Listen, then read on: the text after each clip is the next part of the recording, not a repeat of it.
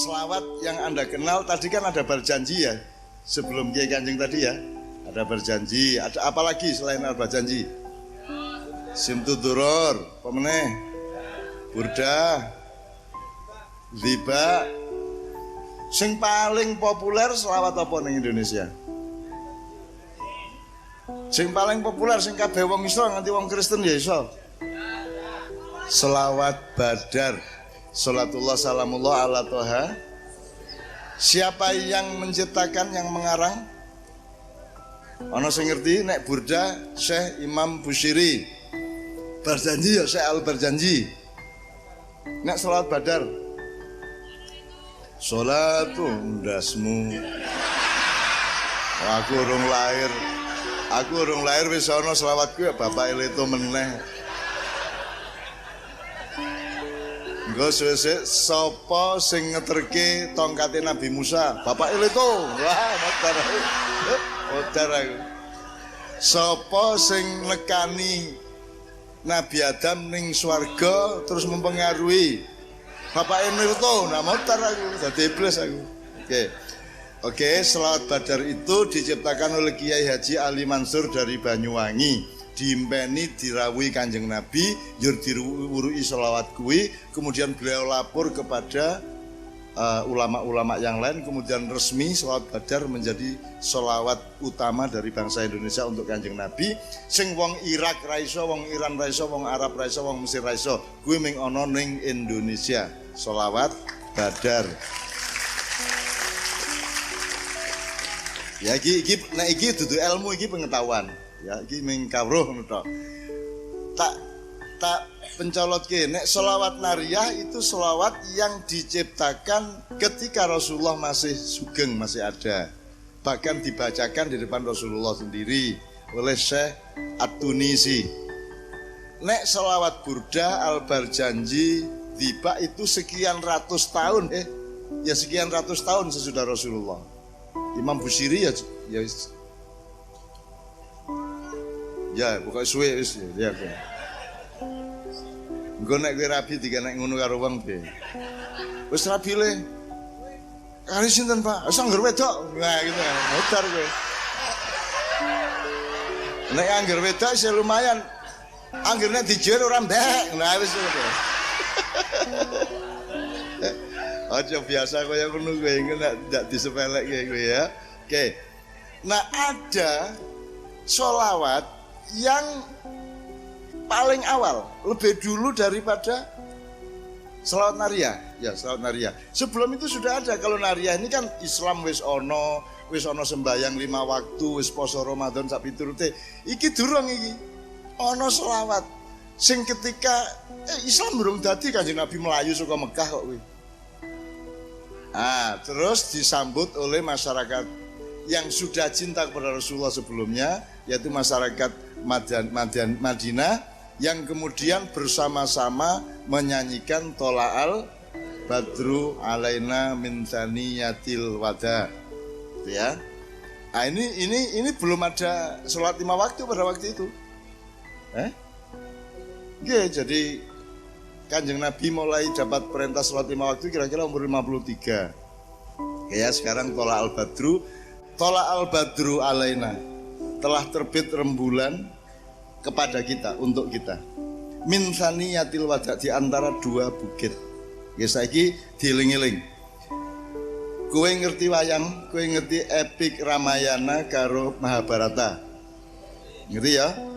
Sopo sing karo Panembahan Kapiwara sing nom-nomane jenenge Anoman, kuwi dikalahke, dipiding, dijiret sikile, njur dijepit di antara 2 bukit atau 2 gunung. Sopo? Rahwana. Kita sekarang ini sedang menjadi Rahwana. Ning kene ana Banser, ning kene ana FPI. Ya. Arep tak belani sing kene, wong kene ya dulurku. Arep tak belani sing kene ya dulurku, ya anakku, ya ra. Ana HTI, ana NU, ana Muhammadiyah, ana macem-macem, ana Ahok, ana Anies, ana Prabowo, ana dulu pokoke bukit siji karo bukit siji kerengan rantek entek. terutama parpol-parpol kuwi seneng nek parpol liyane modar ya ra? Apa ana parpol liyane bangkit terus sijine seneng? Situasi politik kita adalah tahsabuhum jami'an wa qulubuhum syatta. Ketoke kompak gayane kaya yo persatuan kesatuan ning janjane atine iki kepengin dulure kuwi modar ya ra? Itu situasi kita sekarang. Sing bukit A ingin B modar, sing bukit B ingin A modar. Itulah sebabnya sering-sering acara sholawatan seperti ini supaya kita menyatu. Ora ojo gelem dadi Rahwana tapi dadi Nabi Muhammad SAW. Yang ada dua bukit tapi yang muncul adalah cahaya rembulan. Nek kowe eling ilir-ilir bulan kuwi kan padha karo pemerintah. Gusti Allah ngekei srengenge bersinar, bulane memantulkan sinar, ngerti ora? Dikai tanah air yang kaya raya, pemerintah dan negara mengolah supaya menjadi rahmat dan rezeki bagi rakyatnya. Ojo nganti ana pemerintah mengepek dhewe cahaya Allah itu. Diringkes dhewe malah nyang-nyangan karo setan-setan iblis-iblis yuyu kangkang terus kowe ming kebagian sithik. Nah, malam hari ini saya sangat yakin kepada masa depan umat Islam dan bangsa Indonesia. Kita akan mengalami tola al-badru alaina min thaniyatil wada. Wajib syukru alaina mada lillahi ta. Ngono ya, amin ya rabbal alamin ya. Aku pokoknya ini saya sama Mbak Novian sudah seminggu tidak pulang. Kiai Kanjeng juga sudah lama tidak pulang. Jadi kami ini, saya ini jadwalnya tiap hari. Pertama Jakarta, Bogor, Bangkok 3 hari. Dari Bangkok turun Cengkareng ngenteni esuk. Semarang langsung Kudus. Engko bengi aku balik nang Yojo. Beberapa jam aku terbang ke Jakarta karena besok malam acara Genduri Cinta di Jakarta. Kemudian berikutnya berderet-deret tak karu-karuan. Saya optimis. Aku gelem kaya ngono kuwi mergo aku kepengin Rahwana iki dadi muttabi'ina Rasul. Ya, Anda tidak dijepit oleh dua gunung, tapi Anda yang menerbitkan cahaya di antara pertentangan-pertentangan kaum elit di sana itu. Wis to, ora gampang gue njajah wong Indonesia. Nek njajah negarane pemerintah gampang, nek njajah rakyate modar ora iso kowe. Wong rakyat ki ora mangan wis iso urip kok. Ora duwe duit wani rabi kok. Ya ra? Ya ra? Rabi urung cetha penggaweane kredit motor.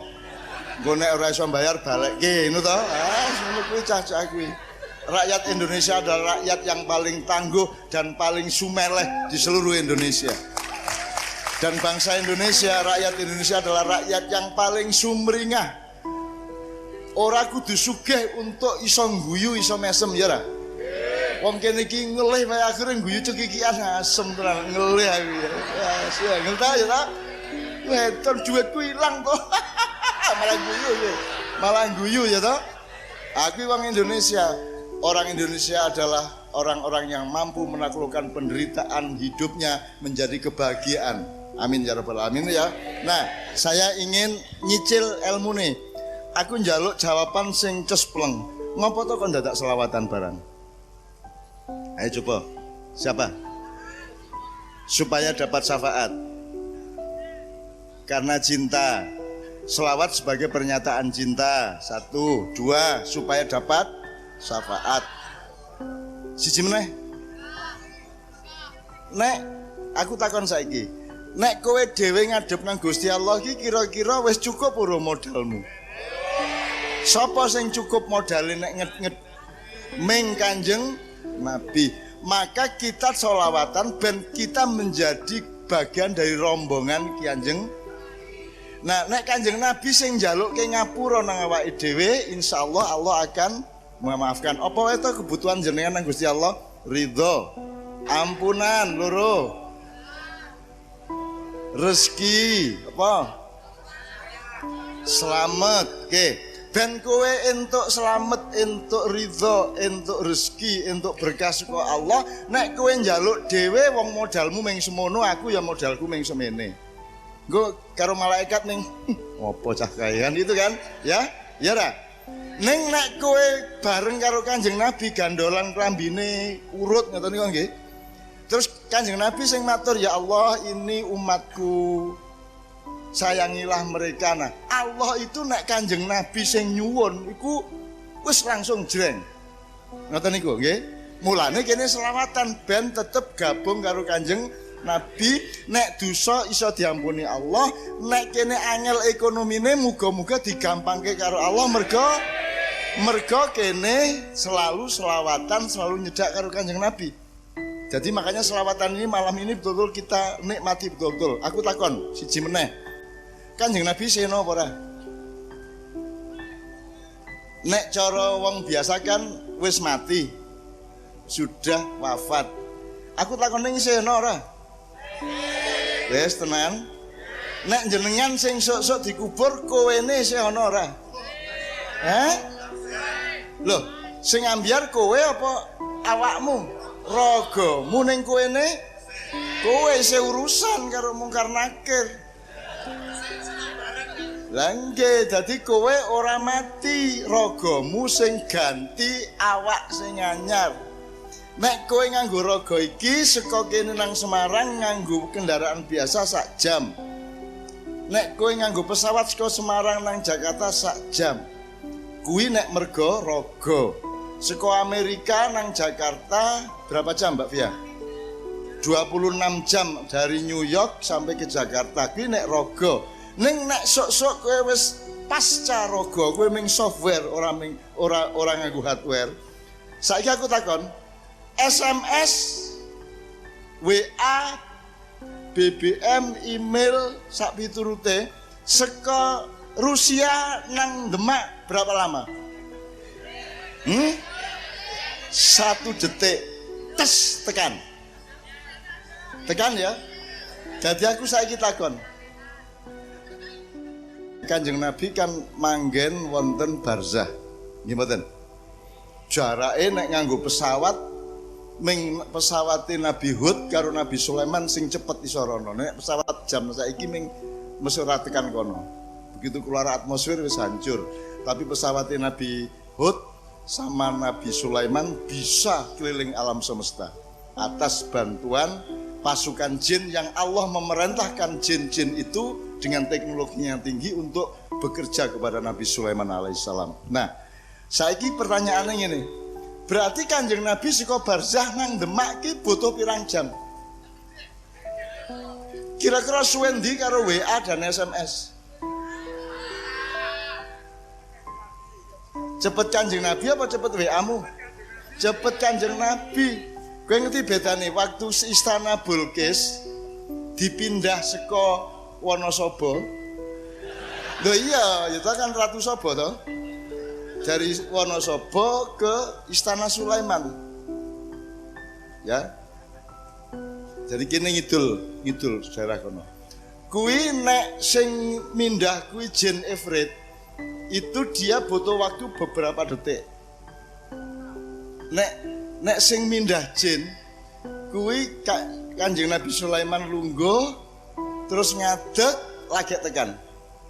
Ning ketika kemudian yang memindahkan istana itu adalah seorang sufi, seorang spiritualis, seorang yang alim soleh yang bernama Asif bin Barkhiyah mindah istana kuwi, Kanjeng Nabi Sulaiman lagi takon urung ketipe urung le kedap ki durung ngene iki wis tekan.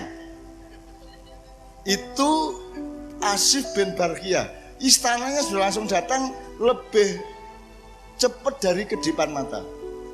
Saiki bayangke Kanjeng Nabi nek ming saka barzah rene kuwi kan wet tekan kene ya ra. Dadi saiki pertanyaanku, Kanjeng Nabi rawuh ora iki? Rawuh. Ucapkan assalamualaikum ya Rasulullah semua. Assalamualaikum ya Rasulullah. Assalamualaikum ya Nabi Allah. Assalamualaikum ya Syafi'ana. Assalamualaikum ya Habib Allah. Wassalamualaikum ya Habibana jami'an. Tuh Kanjeng Nabi mesem mau ning kono terus ning kono terus Wes nyenengke tenan wong Islami penak tenan. Dadi kuwi rasa sedih kahanan negara ya. Alah kuwi sedelet lah. Kuwi ming mampir ngombe, ya toh? Urip ning mampir ngombe, aja terlalu kok lebokke ati donya iki melarat sugih ya apa to? Apa nek kowe sugih mangane 5 piring ngono? Ya ming tetep to. Paling sing paling enak tetep garang asem to mingan. Ya toh? Garang asem nek kowe mangan bendina tetep enak apa dadi ra enak? Ra enak to nek terus-terusan. Mulane rada melarat wae. Sekali-sekali makan garang asem nek kowe sugih bendina mangan malah enak. Ya ra? Bener ra? Gitu ya. Jadi bukan masalah kaya miskin di dunia. Bukan masalah sulit atau mudah di dunia. Karena masalah utama adalah kita dekat dengan Allah, dengan Kanjeng Nabi apa tidak. Ngono ya? Oke.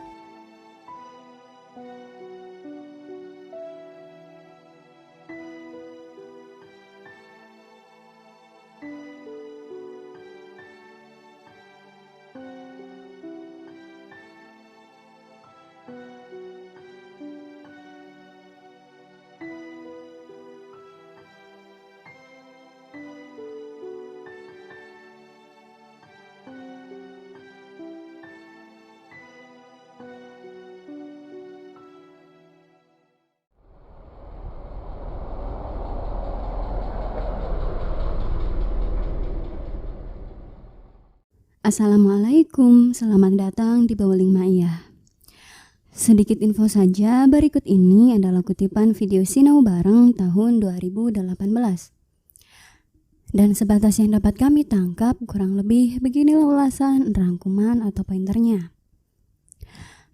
Poin yang pertama adalah Mbah Nun ngendiko bahwa dalam istilah Jawa ada yang namanya ngilmu dan kaweruh. Jadi kalau ngilmu itu ya ilmu, sementara kawruh itu kalau dalam bahasa Indonesia pengetahuan. Kalau dalam bahasa Inggrisnya knowledge. Poin selanjutnya adalah Mbah Nun menerangkan bahwa ilmu dan pengetahuan itu berbeda. Kalau pengetahuan itu dikasih tahu, jadi dari tidak tahu menjadi tahu. Itulah pengetahuan. Sedangkan kalau ilmu itu adalah cara mengolah pengetahuan. Contohnya, seorang anak yang ingin dikasih pengetahuan tentang kambing jangan hanya ditunjukkan gambarnya saja, kemudian diomongin, ini loh kambing. Jangan begitu. Tapi cara memberitahunya itu dengan cara diajak merumput, diajak melihat langsung kambingnya, diajak merawat, dan seterusnya. Intinya, anak itu jangan cuma dikasih pengetahuan lewat omongan saja. Jangan juga hanya sekedar ditunjukkan lewat gambar saja, tapi juga dikasih tahu cara mengolah pengetahuan itu dengan ilmu. Kemudian, dari apa yang Mbah Nun sudah ungkapkan itu, selanjutnya Mbah Nun menarik kepada Sinau Bareng malam itu dengan ngentikum begini. Nah, begitu juga dengan Sinau Bareng malam ini. Jadi, dalam Sinau Bareng itu ada yang cuman aku kasih tahu saja, ada juga yang kita cari bersama-sama, dan ada pula yang kita belajar mengolahnya. Selanjutnya, Mbah Nun ngendiko yang intinya, menurut beliau, anak-anak sekarang itu hanya dikasih tahu kangkung, dikasih tahu tomat, lombok, tapi tidak dikasih tahu cara menggorengnya. Jadi ketika kita sekolah itu sudah disuguhi pengetahuan, bukan disuguhi ilmu. Padahal menurut Mbah Nun seharusnya anak didik itu harus diberi peluang untuk mengolah sesuatu. Jadi anak itu jangan hanya dikasih tahu, "Nak, kalau kepada orang tua itu harus sopan." Menurut Mbah Nun jangan begitu. Akan tetapi seharusnya caranya itu dengan dilatih, diajak, dan dicontohkan. Poin selanjutnya, Mbah Nun ngendiko bahwa yang akan beliau kemukakan selanjutnya ini adalah pengetahuan, bukan ilmu. Jadi beliau sebatas cuma ngasih tahu saja, dan pengetahuan yang beliau kemukakan pada poin ini intinya adalah sholawat itu kan ada bermacam-macam. Ada berjanji yang diciptakan oleh Syekh Al-Barjanji, ada burda yang diciptakan oleh Imam Bushiri, ada juga sholawat Simtu Dzoror, Dibaah, dan masih banyak lagi. Namun intinya dari semua sholawat yang kita ketahui bersama, ada satu sholawat yang sangat terkenal di Indonesia, yang bahkan orang Kristen pun hafal, yakni sholawat Badar. Sholawat Badar sendiri adalah sholawat yang asli dari Indonesia, yang hanya ada di Indonesia dan diciptakan oleh orang asli Indonesia. yakni Kiai Haji Ali Mansur dari Banyuwangi. Beliau mimpi didatangi Rasulullah dan para ahlu Badar, kemudian diajari sholawat Badar. Sampai di sini Mbah Nun mengingatkan kembali bahwa ini bukan ilmu, ini hanya pengetahuan atau kawru saja. Kemudian Mbah Nun melanjutkannya. Jadi, kalau sholawat nariyah itu sholawat yang diciptakan oleh Syekh At-Tunisi ketika Rasulullah masih ada, bahkan pernah dibacakan di depan Rasulullah sendiri. Sementara sholawat burdah, al-barjanji, ziba itu diciptakan ratusan tahun sesudah Rasulullah.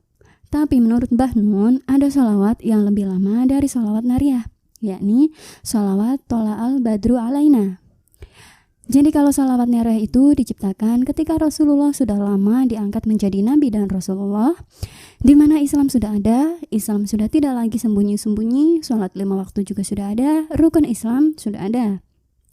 Sementara sholawat tola'al badru alaina adalah sholawat yang tercipta ketika masa awal-awal Rasulullah diangkat menjadi Nabi dan Rasul, yakni ketika Islam masih sirron alias masih sembunyi-sembunyi. Bahkan kala itu Rasulullah sedang dikejar-kejar oleh pasukan kafir dan beliau beserta kaum muslimin lari ke Madinah. Kemudian sesampainya di Madinah, Rasulullah disambut oleh orang Madinah yang mencintai Rasulullah. Nah, saat disambut di Madinah itulah Rasulullah dilantunkan sholawat tola'al badru alaina. Poin selanjutnya, perlahan-lahan Mbah Nun menarik garis dari sholawat. Mbah Nun menarik garis dari sholawat tola'al badru alaina untuk dijadikan ilmu bersama. Pertama-tama, Mbah Nun menjabarkan terjemahan dari sholawat tola'al badru alaina, dan kurang lebih beginilah terjemahannya. Telah terbit purnama di atas kita, di antara 2 bukit Wada. Wajiblah kita bersyukur atasnya, ketika telah datang seorang penyeru yang mengajak kepada Allah. Wahai yang diutus kepada kami, engkau datang dengan perintah yang ditaati. Engkaulah pelindung kami, wahai yang indah budi. Jadilah engkau sebagai pemberi syafaat, duhai kekasihku, pada hari berhimpun dan berkumpulnya seluruh makhluk. Wahai Tuhan pemelihara kami, limpahkanlah sholawat kepada Dia yang memiliki kebaikan yang lapang. Rentangkanlah penutup aib atas kami, dan hindarkanlah kami dari buruknya perselisihan. Tolonglah kami dalam menghadapi cobaan, wahai Zat pemberi pertolongan kepada setiap yang berdoa. Sholawat dari Allah senantiasa tercurah kepada Nabi Sang Mentari di Tanah Lapang, beserta keluarga dan sahabatnya, dan juga siapapun saja yang berjuang dan memperjuangkannya. Kurang lebih berikut itu arti dari sholawat tola'al badru alaina. Poin selanjutnya, Mbah Nun bercerita begini. Dalam kisah epik Mahabharata Ramayana, ada kisah di mana Panembahan Kapiworo atau yang saat mudanya bernama Anoman itu berhasil mengalahkan Rawana, kemudian mengikat dan menjepitnya di antara 2 bukit atau 2 gunung. Selanjutnya dari kisah itu Mbah Nun menarik kepada situasi yang kita alami sekarang ini. Jadi Mbah Nun ngendiko begini. Kita sekarang ini seperti Rahwana yang terjepit oleh 2 bukit. Bukit ini ada Banser, di bukit satunya ada FPI. Mau saya bela Banser, tapi FPI juga saudaraku. Sama-sama orang Islamnya, sama-sama sholatnya, sama-sama orang Indonesia. Sementara kalau saya mau bela FPI, Banser juga anakku, dia juga cucuku, dia juga saudaraku.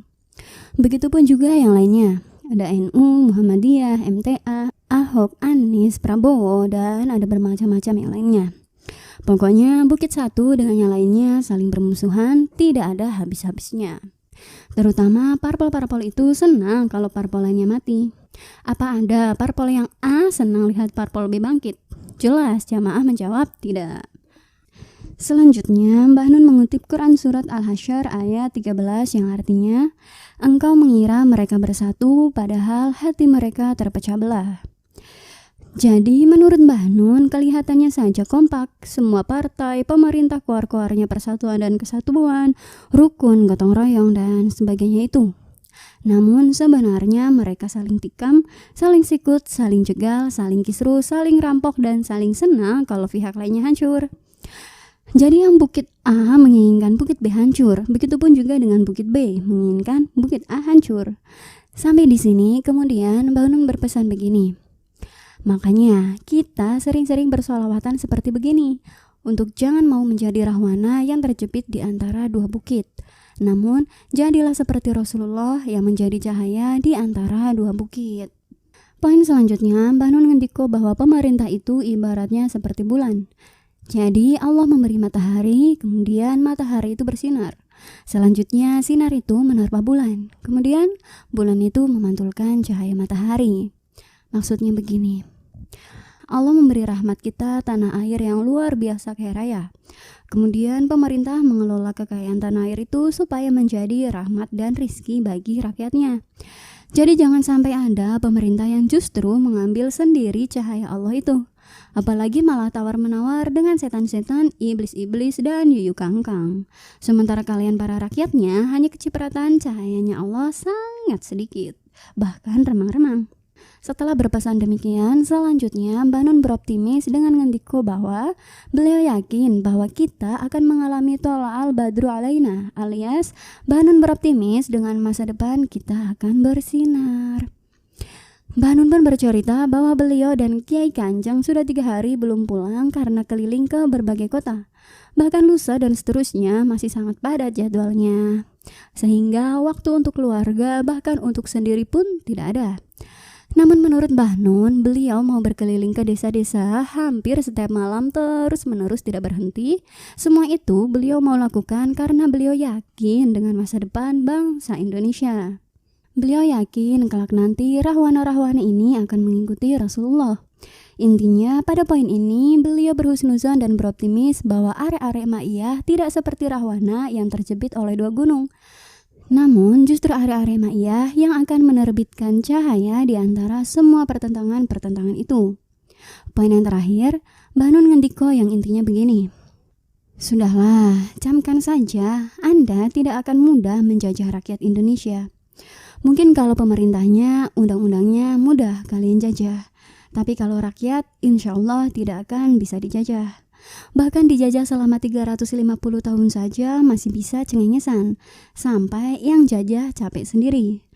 Pokoknya menurut Mbah Nun, rakyat Indonesia itu luar biasa tangguh dan hebat dari segala macam sisi. Dari mentalnya, ketahanan batinnya, ketangguhan, dan dari kesabarannya. Bahkan belum punya pekerjaan saja berani nikah kok. Itu hanya orang Indonesia. Bahkan tidak tahu kapan akan meninggal, tapi ya berani hutang selama puluhan tahun. Dicurangi, ditipu, diinjak-injak, dipermainkan, namun tetap bahagia. Mau BBM naik, mau presidennya siapa, mau dipersulit seperti bagaimanapun saja, makan, sekolah, kesehatan, dan apapun saja juga tetap bayar sendiri. Pada poin terakhir ini, intinya Mbah Nun mengungkapkan bahwa rakyat Indonesia adalah rakyat yang terhebat di seluruh dunia. Sehingga tidak akan ada matinya. Pokoknya mau diinjak-injak bagaimanapun saja, rakyat Indonesia akan tetap bisa hidup dan bahagia. Oke dulur-dulur, sampai di sini dulu ya ulasan atau pointernya. Sebenarnya masih ada begitu banyak hal yang dapat kita pelajari bersama dari kutipan Sina bareng pada video ini. Ulasan, pointer, atau rangkuman yang kami ungkapkan itu hanya sedikit gambaran saja. Dan semua yang kami ungkapkan itu bukanlah sebuah kebenaran. Hanya saja semoga dapat sedikit menambah referensi. Mohon maaf atas semua kelemahan sudut pandang kami, matur suwun dan sehat selalu saudaraku. Wassalamualaikum.